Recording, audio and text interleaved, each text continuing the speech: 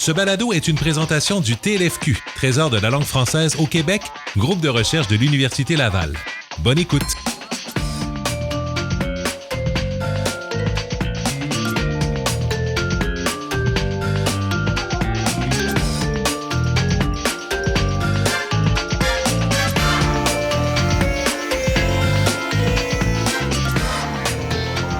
Bonjour et bienvenue au balado du Trésor de la langue française au Québec, la langue à la mémoire longue.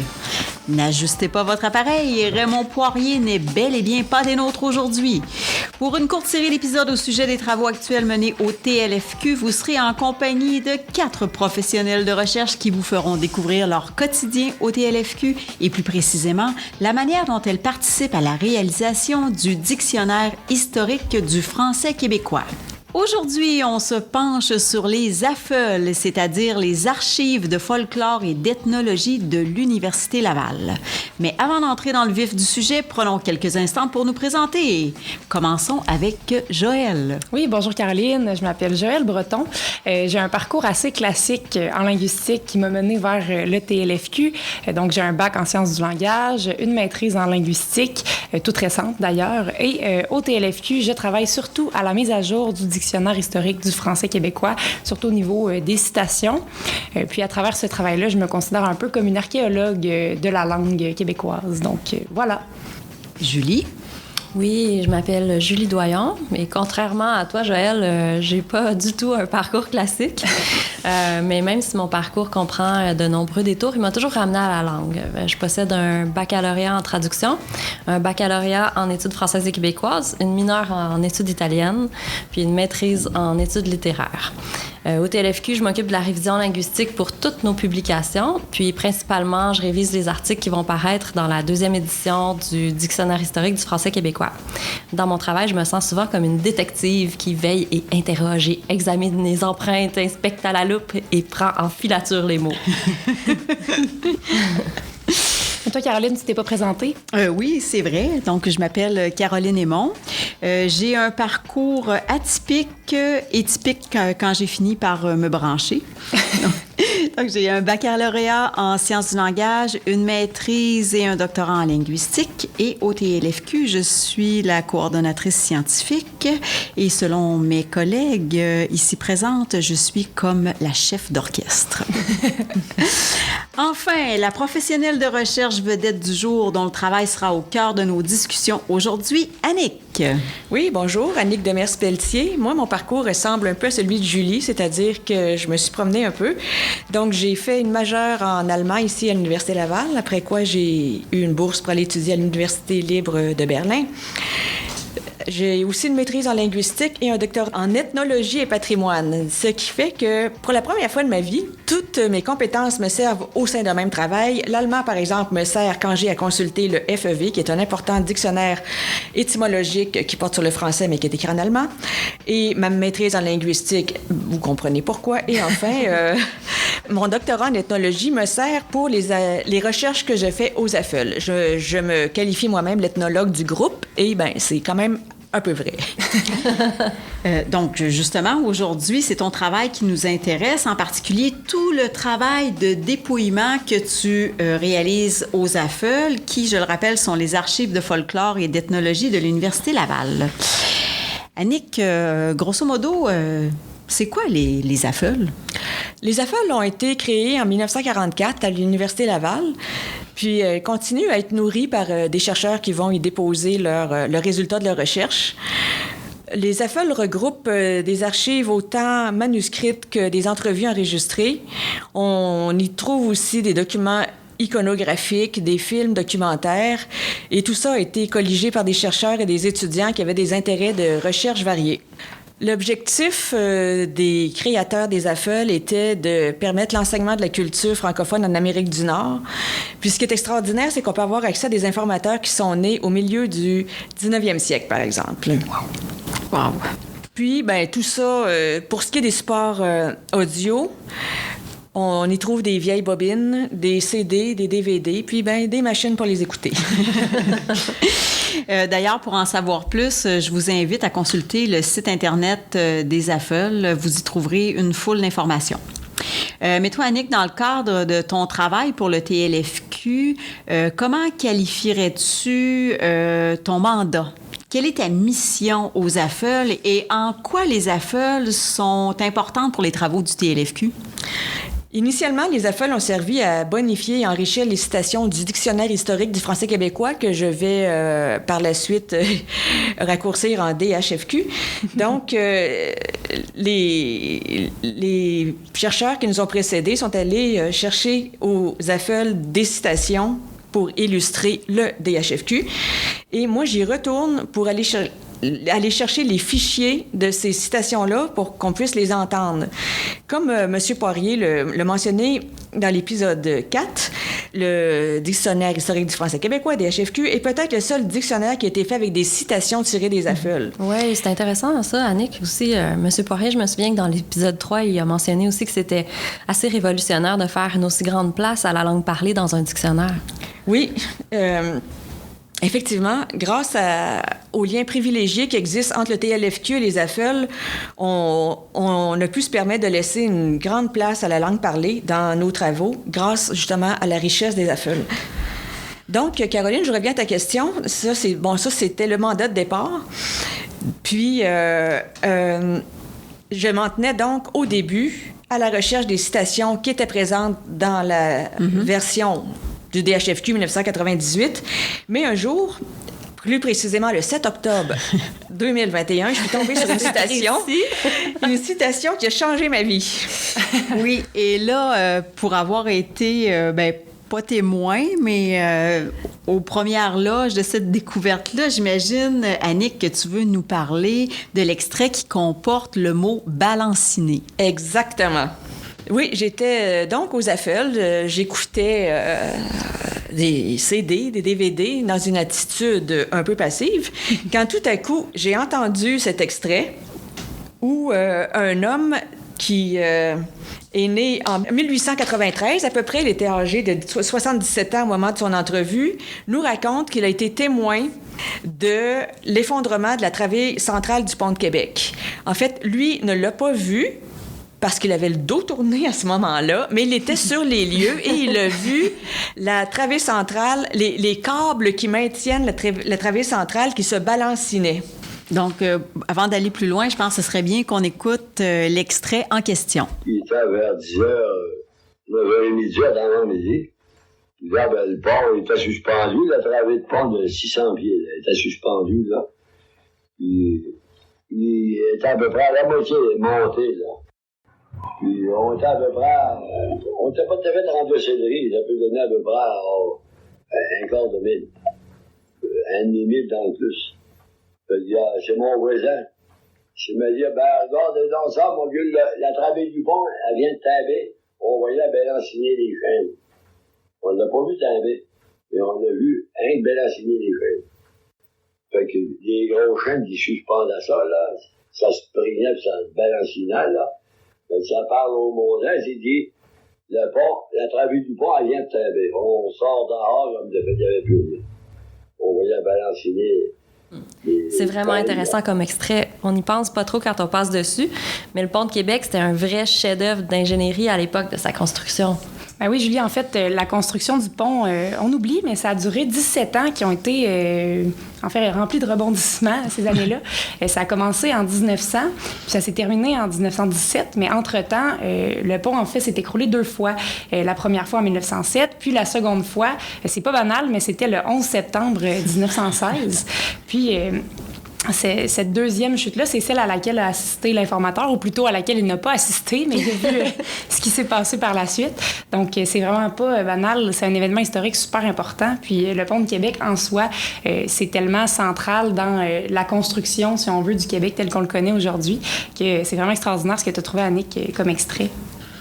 Mais balanciner, c'est drôle, là. Chez nous, dans les cantons de l'Est, quand j'étais petite, on disait balanciner. Oui, c'est effectivement une des variantes de ce verbe-là. On peut se balanciner, se balanciner, et aujourd'hui, on dit plutôt se balancer. C'est vrai, on l'a un peu perdu, balanciner. Ouais, Mais non, c'est pas rare que les enfants, quand même, disent qu'ils vont aller se balanciner dans les balançoires. Tu sais, je me souviens, quand j'étais petite, on l'utilisait encore, puis bon, je suis pas si vieille que ça. En fait, t'es la plus jeune de nous quatre. Dis-moi, Annick, je me demandais, là, en écoutant cet extrait incroyable, là, comment tu te sens quand tu tombes sur un segment comme celui-là qui non seulement contient un québécisme que tu recherches, le mot balanciner, par exemple, mais aussi qui est significatif sur le plan historique, ça doit être assez émouvant. Oui. Je me rappelle très bien du moment où j'ai entendu ça. Je me suis demandé si j'avais bien entendu. Je l'ai réécouté. Et à chaque fois, j'avais des frissons. Je me disais, j'avais l'impression d'être témoin moi-même d'un moment historique. D'une part, parce que j'entendais quelqu'un qui avait vu le pont de Québec qui était sur le point, la travée centrale qui était sur le point de décrocher. J'entendais un monsieur qui est né en 1893, puis aussi, ce monsieur-là s'exprimait tellement bien que j'en suis venue avoir envie de le rencontrer, comme d'autres informateurs auxquels je m'attache. Je m'attache à certains informateurs. Je me fais une idée précise d'eux. Puis je sais bien qu'aujourd'hui, ils sont décédés, mais j'aurais tellement aimé les rencontrer. Donc, t'as quelques informateurs qui reviennent pour qui t'as développé des petits coups de cœur, finalement. Oui, pour toutes sortes de raisons, comme celles que j'ai énumérées. Puis aussi, ça me rappelle la façon dont parlaient mes grands-parents puis les gens de cette époque-là. Oui, d'ailleurs, moi, quand j'ai entendu la citation la première fois puis que j'entendais l'homme dire que la travée centrale était timbée pour tomber, ça m'a rappelé mon grand-père qui prononçait ce mot-là de cette façon-là. Puis la surprise aussi, Annick, je crois qu'elle a été double, en fait, parce que tu ne cherchais pas une attestation contenant le mot balanciner. Elle t'est vraiment tombée dessus pour pas faire de mauvais jeu de mots. Oui, tombée dessus. Oui, donc à partir de ce jour-là, ma façon de me comporter aux affaires a changé parce que je me suis dit que déjà la liste que j'avais entre les mains de citations que je devais chercher était intéressante, mais en plus de ça, j'avais des surprises comme ça parce que ça n'a pas été la seule au fil de mes recherches. Donc, j'ai arrêté de m'en tenir strictement aux feuilles que j'avais devant moi, des citations à chercher et à écouter davantage des CD au complet. Et surtout quand c'était des femmes, parce que malheureusement, on n'a pas beaucoup d'informatrices aux AFEL. Donc, quand je tombais sur une femme, j'écoutais toutes les pistes sur les CD dans lesquelles elle s'exprimait. Et je pense on devine pourquoi, mais je vais quand même poser la question pour le bénéfice des auditrices et des auditeurs. Pourquoi on a si peu d'informatrices dans tout ce qu'on retrouve aux AFEL? J'ai l'impression que les chercheurs ne s'intéressaient pas précisément au quotidien des femmes. J'ai remarqué que beaucoup de recherches ont porté sur les chantiers, des récits maritimes, et les récits des femmes portent surtout sur la cuisine, sur les croyances populaires, sur la médecine traditionnelle, des comptines, des chansons, mais peu de récits héroïques. Donc, très peu sur leur vie, finalement. Oui. Sur leur quotidien. Oui. Donc, c'était peut-être une question d'intérêt de recherche, finalement, selon ce que tu nous dis là. Oui. Donc, aujourd'hui, on dirait qu'il y avait un biais. Ouais. Puisque les chercheurs étaient surtout des hommes, ouais. Ils s'intéressaient davantage au travail des hommes. Oui. Donc, je nous ramène un biais probablement inconscient, là, mais un biais tout de même. Oui. Oui, excuse-moi, Joëlle, vas-y. Ça va. J'allais dire que je veux nous ramener sur des considérations plus pratico-pratiques, là, parce que j'ai pas fini de m'intéresser au travail d'Annick au quotidien. Et puis là, on rentre dans le contenu et tout ça, mais moi, je m'intéresse, on dirait... Au quotidien, quand tu écoutes des choses, je t'imagine avec des énormes bobines, des écouteurs. C'est pas mal ça, oui. Mais est-ce que tu rencontres des défis dans ce type de recherche-là, finalement? Oui.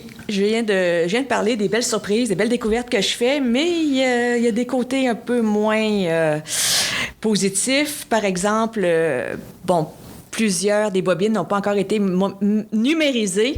Donc, je me heurte souvent à des bobines très usées. au son à peine audible. Et parfois, en plus du son faible, on entend des bruits de fond importants comme des bruits d'usine, des enfants qui pleurent, des téléphones qui sonnent, des enfants qui crient, la porte qui sonne. Et puis, aux affeuilles même si l'environnement se doit d'être tranquille, pour peu que quelqu'un brasse ses feuilles, marche avec des talons, ça perturbe mon écoute. Il y a aussi, bien, des fois, je tombe sur des informateurs qui sont édentés et ça rend la compréhension un peu difficile, mais bon, je finis par me faire l'oreille. J'ai fait des progrès depuis le début. Il y a aussi parfois des accents qui sont difficiles à comprendre, malgré toute ma bonne volonté. Je pense particulièrement aux accents du Nouveau-Brunswick, à des accents acadiens. Oui, puis moi, je veux juste rebondir sur tes locuteurs édentés. Là. Je voudrais juste rappeler que d'un point de vue linguistique et phonétique, nos dents ne servent pas qu'à manger, mais à parler aussi. Donc, effectivement, l'élocution, la diction des personnes qui n'ont pas de dents ou qui ne les ont pas toutes perturbe la parole. Et c'est aussi un signe qu'à l'époque, c'était pas aussi important que maintenant d'avoir ses dents. Là. Je veux dire, moi, je pense à des histoires qui m'ont été racontées par ma mère qui parlent de l'arracheur de dents du village. Donc, c'était une pratique commune aussi à l'époque. Pour ce qui est du contenu, Annick, tantôt, tu as parlé un petit peu rapidement des chantiers, puis peut-être des thèmes des femmes. Mais qu'est-ce que tu trouves dans les entrevues que tu écoutes? Est-ce qu'il y a des thèmes qui reviennent plus souvent?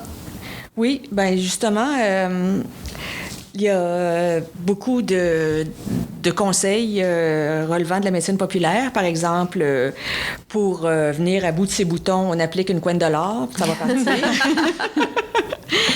Il est aussi beaucoup question de mariage. Par exemple, on dit qu'une paysanne n'est bonne à marier que quand elle sait faire le feu et saler la soupe.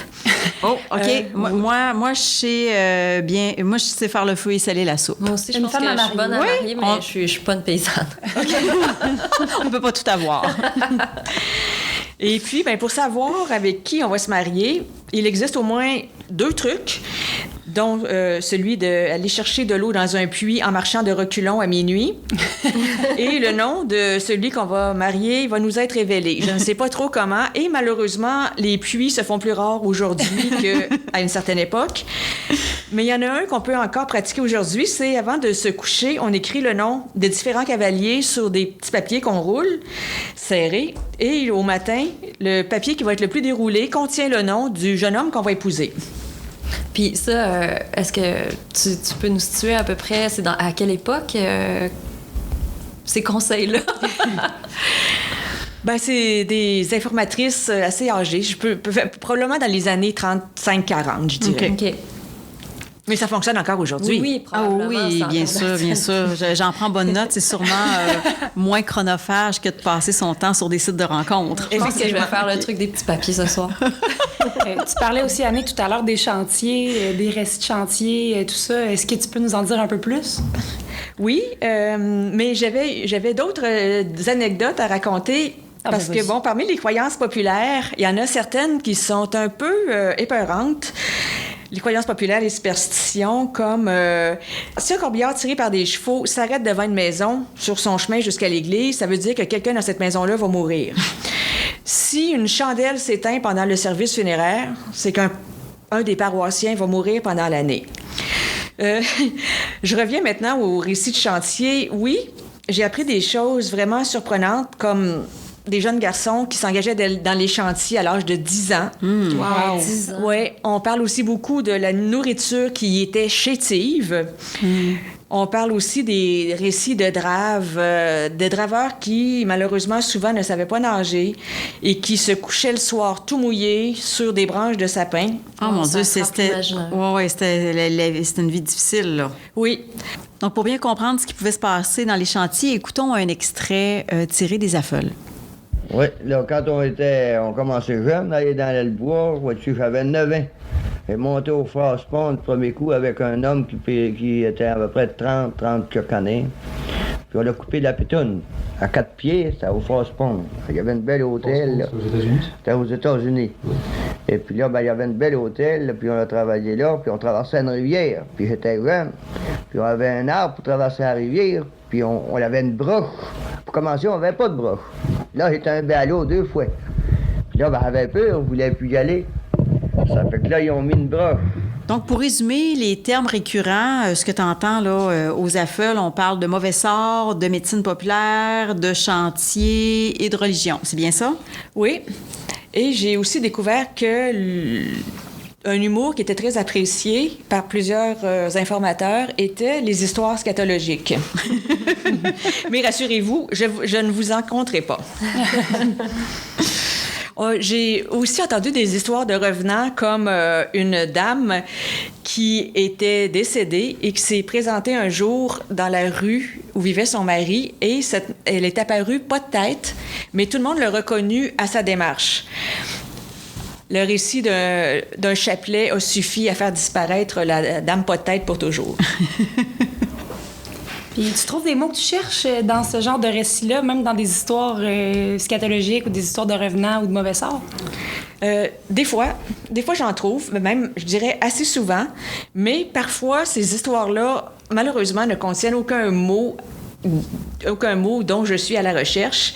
Et je trouve ça dommage parce que certaines citations comportent des trésors qu'on ne peut pas exploiter, mais que je trouverais dommage qu'ils tombent dans l'oubli. As-tu un exemple? Oui, je pense par exemple à une dame à laquelle je me suis attachée, tout comme au monsieur du Pont de Québec. Et elle aussi, j'aurais aimé la rencontrer. Je me suis fait une image assez précise d'elle. C'est une religieuse. J'aurais aimé aller prendre une tasse de thé avec elle, même peut-être faire une retraite dans son couvent. Et cette madame attachante et chaleureuse raconte qu'elle a eu la grippe espagnole et qu'elle était dans les premières au Québec à avoir la grippe espagnole, à un point où la maladie était tellement pas connue que le médecin qui la traitait a d'abord cru qu'il s'agissait d'une pneumonie, qu'elle prononce pneumonie, et ça a pris du temps avant qu'on lui donne le bon diagnostic qui était la grippe espagnole. Et ça, c'est intéressant parce que si tu avais fait ces mêmes recherches-là il y a 3 ans, peut-être que ça aurait pas... tu l'aurais peut-être pas retenu, celle-là, mais en pleine pandémie, cet extrait-là évoque autre chose là, actuellement. Puis on entend surtout parler des victimes de la grippe espagnole, mais les survivants, on les entend moins. Effectivement, c'est vrai, c'est un bon point. Allons-y avec l'extrait sur la grippe espagnole. Quand j'ai eu la grippe espagnole, j'avais la grippe espagnole. C'était les premiers cas de grippe espagnole. Ils ont dit à la pneumonie, mais c'est une drôle de pneumonie. La 9e journée, la 9e journée de la grippe espagnole. Là. C'est vrai que, Annick, c'est assez frappant. La prononciation, c'est complètement différent. Est-ce que ça t'arrive souvent de tomber sur des prononciations comme ça, un peu extraordinaires ou qu'on n'entend plus vraiment? Il y a le classique escousse. Il y a une escousse, Ursud. Est-ce qu'il y a aussi des mots ou des expressions extraordinaires qui ne font pas partie de notre mandat, mais qui valent la peine d'être mentionnés? Oui, il y en avait plusieurs. Alors, j'en ai retenu... je vous ai fait choisir, n'est-ce pas, celle que vous préfériez? J'ai donc retenu grouillant. Ah oui, grouillant. Qui signifie du jello. Juste comme ça, j'ai le goût d'en manger, juste pour le dire. J'ai aussi retenu, quand j'étais moyen garçon, j'ai commencé à danser. Quand j'étais moyen garçon, c'était la première fois que j'entendais ça. On voit quand même bien l'image, c'était le mien. Et puis, enfin, c'était celle de Julie, je crois, des bateaux qui sont capables à la mer. Ah non, ça, c'est celle de Caroline. C'était la mienne, celle-là. Moi, j'aime ça, des gens capables. Ouais. Mais quand c'est des bateaux qui sont capables à la mer, ça me plaît encore plus. Ouais. Le vocabulaire maritime aussi. Oui. C'est quelque chose. Hein. Donc, on imagine, ce sont des bateaux très robustes, très solides, qui étaient fabriqués à l'île aux coudes et qui étaient capables d'affronter les tempêtes et le froisi. Mm-hmm. J'ai aussi retenu l'expression « coureur de bois » dans le sens d'un type qui court les chantiers de construction. Ah! Ouais. C'est intéressant. Moi, la première image qui m'est venue, c'est un gars qui court après des chantiers puis qui a des 2x4 au travers. Là. Je l'ai vu de façon très, très, très moderne. Donc, Annick, à quoi peut-on s'attendre comme extrait sonore tiré des affeuilles pour l'édition numérique du Dictionnaire historique du français québécois? Eh bien, rassurez-vous, l'extrait de Balancinée va y être. Il va y avoir aussi des extraits pour illustrer adonnance, arèche, amorphosé, asport ou asport pour horsepower, malcommode, morue, bardacé, piace, animé et marsouin. En gros, des extraits liés au vocabulaire traditionnel parce que c'est pas mal ça que j'entends quand je vais aux affeuilles. Donc, en résumé, les affeuilles, c'est un trésor méconnu que le TLFQ contribue à remettre en valeur? Je pense que oui, puis moi, je suis très contente d'y contribuer parce que je ne peux pas croire que j'ai été toutes ces années à fréquenter l'Université Laval sans jamais mettre les pieds aux affeuilles. Et j'espère que je vous aurai donné le goût d'aller faire un tour. Assurément. Donc, merci beaucoup, Annick, de nous avoir partagé une partie de ton travail au TLFQ. Ça m'a fait très plaisir. Merci beaucoup, Joël. Merci à toi, Caroline. Merci, Julie. Merci. Et on se laisse sur une chanson tirée des affeuilles qui contient le québécisme à Calmire. Avec lui dans la France, on n'en génirait pas. Avec lui dans la France, on n'en